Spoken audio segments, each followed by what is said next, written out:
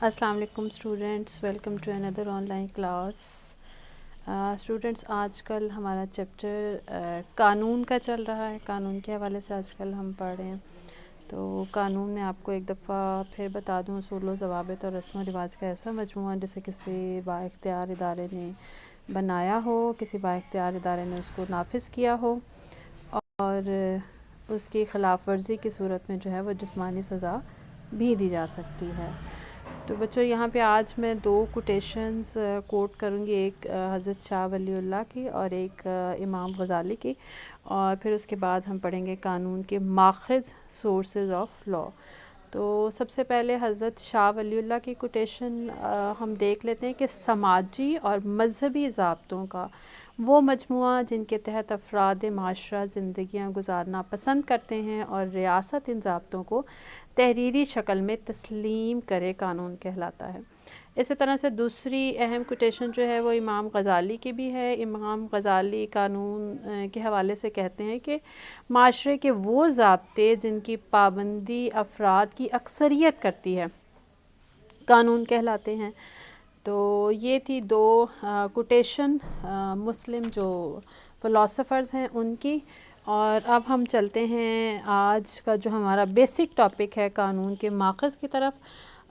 یہاں پہ میں آپ کو بتاتی چلوں کہ قانون کے ماخذ سے کیا مراد ہے۔ قانون کے ماخذ سے مراد وہ تمام سورسز جہاں سے قانون کو اخذ کیا جاتا ہے، ان سورسز کے اندر سے مواد لیا جاتا ہے اور قانون بنایا جاتا ہے۔ تو قانون بناتے وقت کن کن جگہوں سے مواد لیا جاتا ہے اور کن کن اصولوں کو پیش نظر رکھا جاتا ہے، ان پہ آج بات ہوگی۔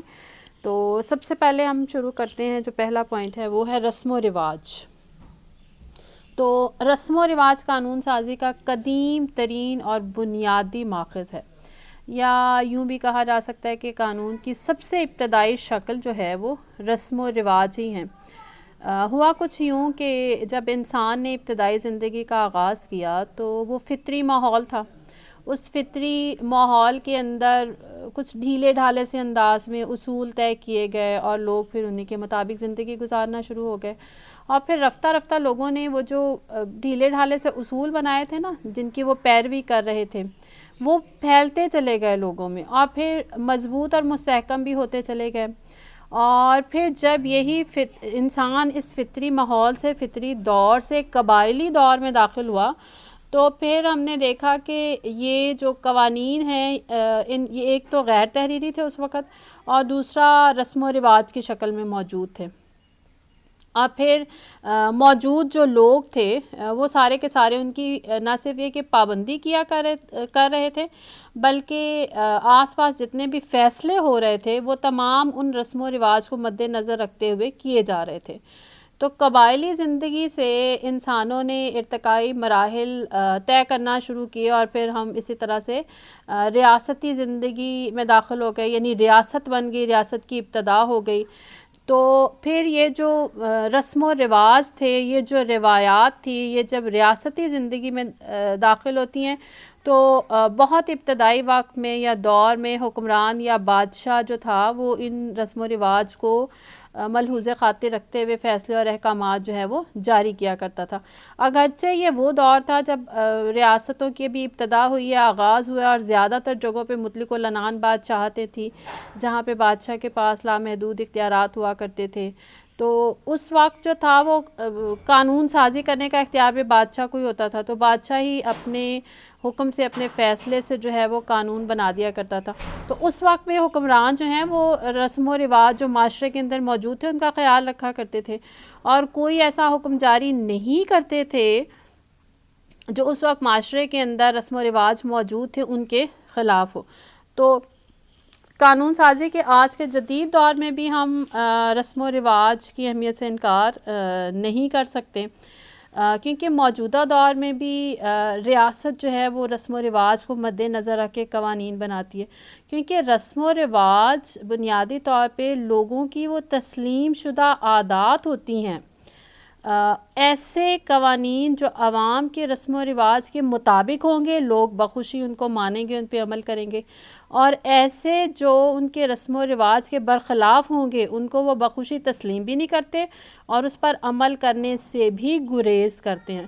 تو موجودہ جدید جمہوری دور میں بھی جب قوانین بنائے جاتے ہیں تو دیکھا جاتا ہے کہ معاشرے کے اندر جو رسم و رواج موجود ہیں وہ کس قسم کے ہیں، ان کو مد نظر رکھا جاتا ہے، ان کو پیش نظر رکھ کے قانون کو بنایا جاتا ہے۔ دوسرے نمبر پہ مذہب۔ قانون کا دوسرا اہم ماخذ مذہب ہے۔ بچوں، مذہب وہ طاقتور قوت ہے جو افراد کی نظریاتی اور ذہنی سوچ کو تبدیل کر کے رکھ دیتی ہے۔ انسانی زندگی میں مذہب نے ہر دور میں اہم کردار ادا کیا ہے۔ کوئی ہزار انکار کے باوجود ہر انسان مذہب سے وابستگی رکھتا ہے۔ جس مذہب کو فالو کرتا ہے اسے پسند کرتا ہے، فالو کرتا ہے، اس کے اصولوں کو مانتا ہے، اور ماضی میں بھی ایسا ہی تھا۔ ماضی میں جو مذہبی، بلکہ بعض جگہوں پہ جو مذہبی رہنما ہوا کرتے تھے وہی عام طور پہ ان کے سیاسی رہنما بھی ہوا کرتے تھے، یا آپ یوں بھی کہہ سکتے ہیں وہ ان کے حکمران بھی ہوا کرتے تھے۔ تو زیادہ تر قوانین جو تھے وہ اس وقت بھی مذہب سے ہی اخذ کیے جاتے تھے۔ اب چونکہ مذہب انسانی زندگی کے بہت سے پہلوؤں پر اثر انداز ہوتا ہے اور مذہب ہی میں باقاعدہ قوانین کی بنیادیں بھی فراہم کی جاتی ہیں۔ اس کی واضح مثال مذہب اسلام ہے۔ اسلام نے باقاعدہ بہت سارے معاشرتی اور معاشی قوانین کو تیار شدہ حالت میں دیا ہے، یعنی بنا کے دیا ہے، اور مسلمانوں پر پابندی عائد کی ہے کہ وہ ہر حال میں ان قوانین کو اپنائیں۔ تو مذہب کو نظر انداز کر کے اگر ریاست قوانین کو نافذ کرتی ہے تو لوگ اسے پسند نہیں کرتے۔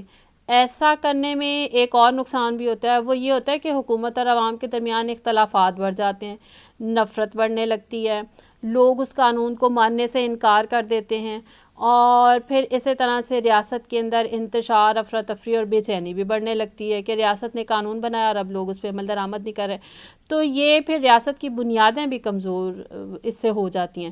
تو مذہب جو ہے وہ قانون سازی کا دوسرا اہم ماخذ ہے، اسے بھی کسی صورت میں نظر انداز نہیں کیا جائے گا۔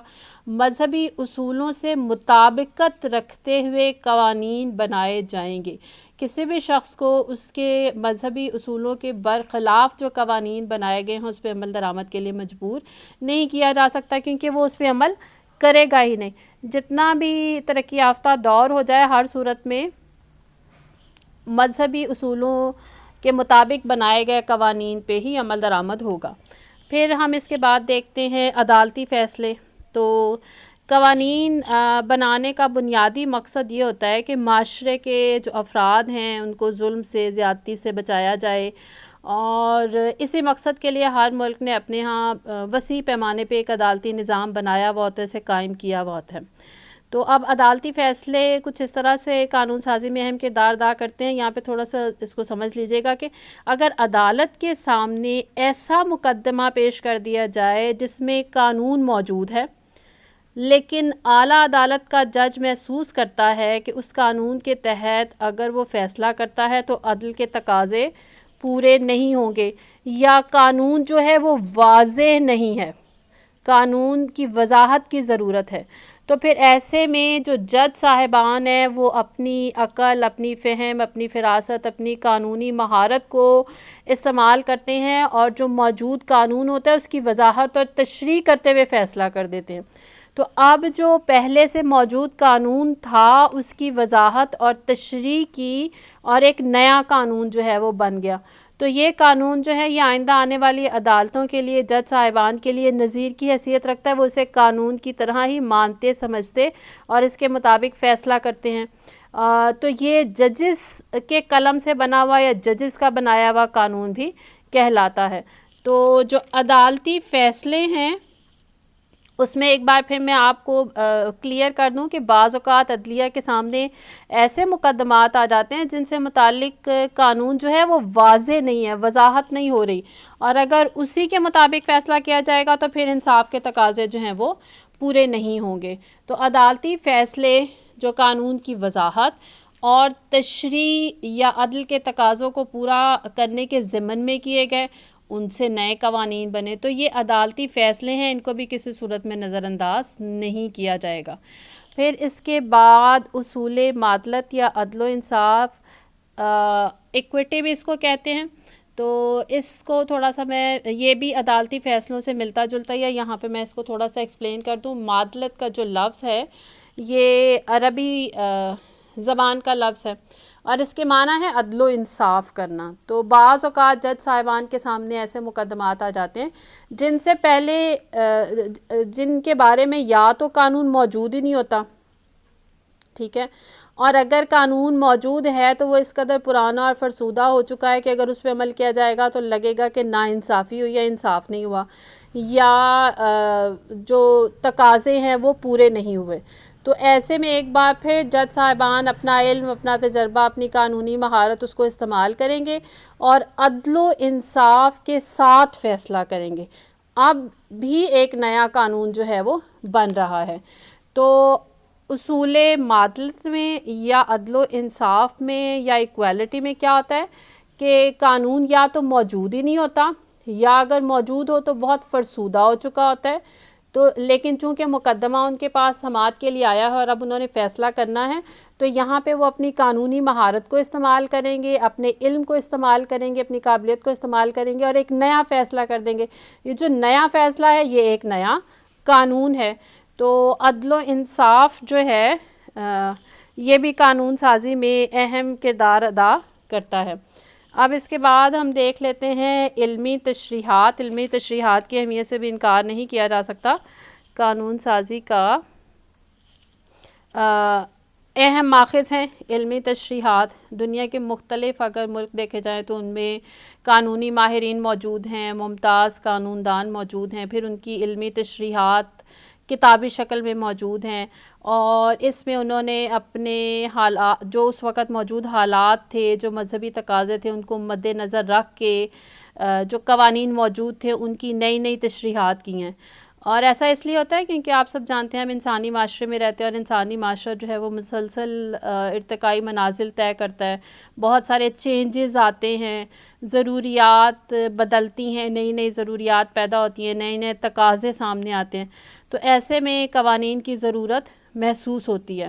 تو جو نئے قوانین ہیں ان کی تو ہر دور میں جو ہے وہ ضرورت مسلمہ ہے اور محسوس کی جاتی ہے۔ تو اب یہ جو ممتاز قانون دان ہیں یہ اپنی کتابوں میں، یہ اپنی تشریحات میں وضاحت کرتے ہیں اپنے انداز میں، نئے انداز میں۔ تو جب ماہرین قانون ان تمام ضرورتوں کو جو اس وقت تھی، وقت، حالات تھا، مد نظر رکھ کے نئے اصول سامنے لے کے آتے ہیں تو پورے معاشرے میں ایک تو انہیں قدر و منزلت کی نگاہ سے دیکھا جاتا ہے، پھر عدالتیں بھی ان کی قدر کرتی ہیں، پھر پارلیمنٹ بھی قانون بناتے وقت ان کو مد نظر رکھتی ہے۔ تو فیصلہ کرتے وقت ماہرین کی آراء کو بھی مد نظر رکھا جاتا ہے جس وقت نیا قانون بنایا جاتا ہے۔ تو قانون کی وضاحت کرنے والے، تشریح کرنے والے علمی جو تشریحات ہیں ان کی بڑی اہمیت ہے۔ اسلامی اگر نقطہ نظر دیکھا جائے تو اسلام میں 4 بڑے فقہائے دین موجود ہیں۔ امام ابو حنیفہ رحمۃ اللہ علیہ ہیں، امام شافعی رحمۃ اللہ علیہ ہیں، امام مالک رحمۃ اللہ علیہ ہیں، امام احمد بن حنبل رحمۃ اللہ علیہ ہیں۔ ان کی جو علمی تشریحات ہیں فقہائے دین کی، وہ اہمیت کی حامل ہیں۔ اسلامی قانون سازی میں اور شرعی فیصلہ کرتے وقت ان کو ملحوظ خاطر رکھا جاتا ہے۔ پھر اسی طرح سے اگر برطانیہ میں دیکھا جائے تو بلیک سٹون ہیں، امریکہ میں اسٹوری اور کانٹ جیسے نام ہیں۔ پھر بدھ مت کو اگر دیکھا جائے تو کنفیوشس کی تشریحات جو ہیں، قانونی تشریحات، وہ بڑی اہمیت کی حامل ہیں۔ تو یہ بھی قانون کا اہم ماخذ سمجھی جاتی ہیں۔ اب اینڈ پہ ہم بات کریں گے قانون سازی کی۔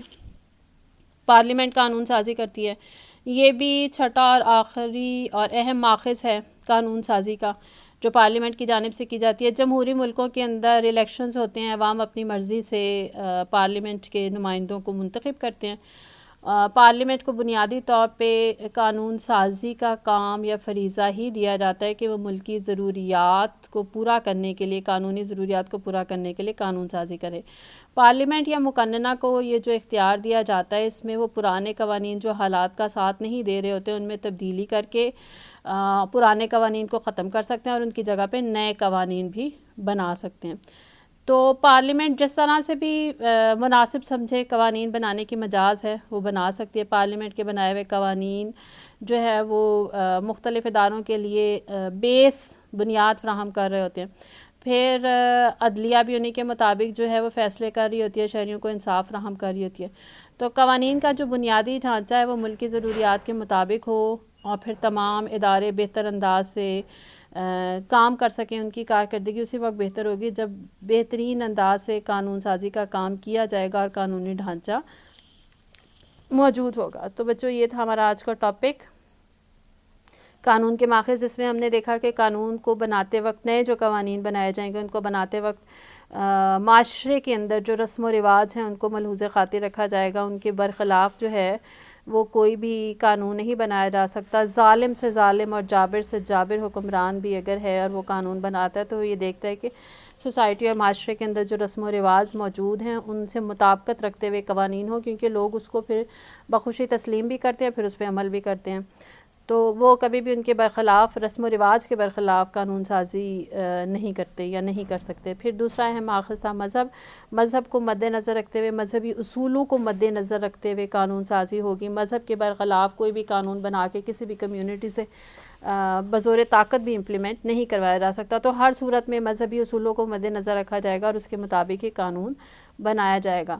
پھر اس کے بعد ہم لوگوں نے عدالتی فیصلے بھی دیکھے, عدل و انصاف بھی, کہ عدالتی فیصلے اور عدل و انصاف ان دونوں کو مد نظر رکھتے ہوئے جو ہے وہ قانون بنایا جائے گا, ان سے بھی اخذ کیا جائے گا. یہاں پہ میں بالکل تھوڑا سا ایکسپلین کر دیتی ہوں کہ عدالتی فیصلے اور اصول معدلت میں فرق یہ ہے کہ عدالتی فیصلہ جج جو ہے وہ مروجہ قانون کی وضاحت کرتے ہوئے کرتا ہے. مروجہ مطلب جو رائج شدہ ہے, جو جس پہ پہلے عمل ہو رہا ہے, اس قانون کی اس نے وضاحت کی ہے, تشریح کی ہے اور نیا قانون بنا دیا, تو اس میں وہ مروجہ قانون بھی موجود ہے اور نیا قانون بھی. جبکہ اصول معدلت میں جو ہے وہ یا تو قانون تھا ہی نہیں, تو یا بہت فرسودہ تھا اور جج کے قلم سے ایک نئے قانون نے جنم لیا ہے, اور اس نئے قانون کو قانون کی حیثیت دی جا رہی ہے. وکلاء اس کا ریفرنس دے رہے ہیں, اور جج صاحبان جو ہیں, جو نچلی عدالتیں ہیں یا جہاں کہیں بھی اس کی ضرورت محسوس کی جاتی ہے, اس کو مد نظر رکھتے ہوئے, پیش نظر رکھتے ہوئے اس کے مطابق فیصلہ کرتے ہیں. تو دونوں میں ایک نیا قانون بن رہا ہے, لیکن ایک میں قانون کی وضاحت کرتے ہوئے پہلے سے موجود قانون بھی موجود ہے اور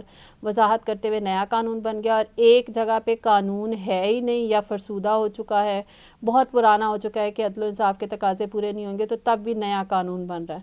تو ان سے بھی اخذ کیا جائے گا. پھر اس کے بعد علمی تشریحات,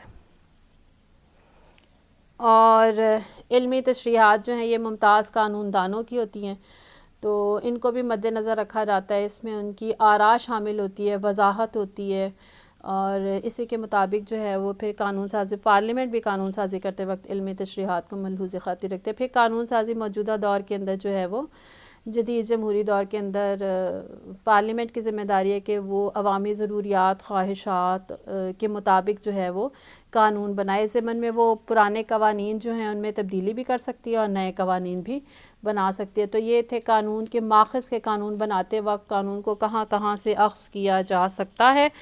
تو کل انشاءاللہ جو ہے وہ ہم لوگ دیکھیں گے کہ اسلامی قانون کیا ہے, اور پھر اسلامی قانون کے ماخذ, کہ اسلامی ریاست کے اندر تمام شہریوں کے لیے جو قانون سازی ہوگی وہ قانون سازی کرتے وقت کن کن چیزوں کو مد نظر رکھا جائے گا, ماخذ اور سورسز کون سے ہوں گے, یعنی کہاں سے بنیادی مواد لیا جا سکتا ہے, مٹیریل لیا جا سکتا ہے, پھر قانون سازی کی جا سکتی ہے. تو کل تک کے ٹاپک کے لیے تک جو ہے وہ اللہ حافظ. کل انشاءاللہ جو ہے وہ نئے ٹاپک کے ساتھ پھر آغاز کریں گے اپنی کلاس کا.